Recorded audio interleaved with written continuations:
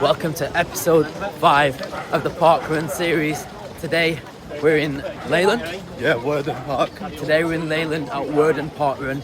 I think average about 250 people attend, starting on tarmac. Thanks for showing them tarmac, I didn't know, didn't realise what they are. Starting on tarmac, which is good. Wouldn't say too wide to start off with, but it'll do. But yeah, dry conditions, which is good.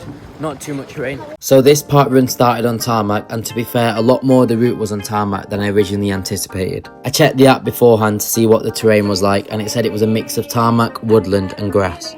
More concerningly, a lot of the reviews were saying it could get pretty muddy, and since it's been raining recently and also the fact that this parkrun doesn't allow buggies, I switched up to some shoes with better grip.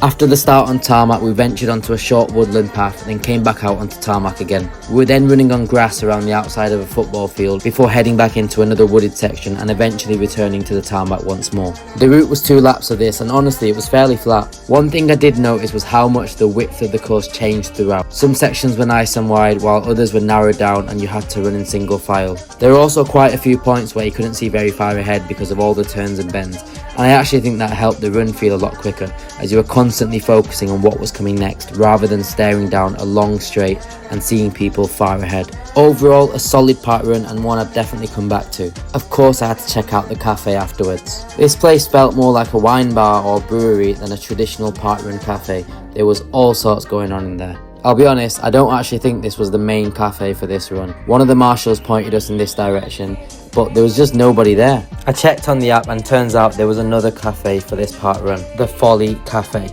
Ah well, just another excuse to come back again. Got myself a nice iced mocha. I hope you enjoyed the video. Follow along for more parkrun adventures.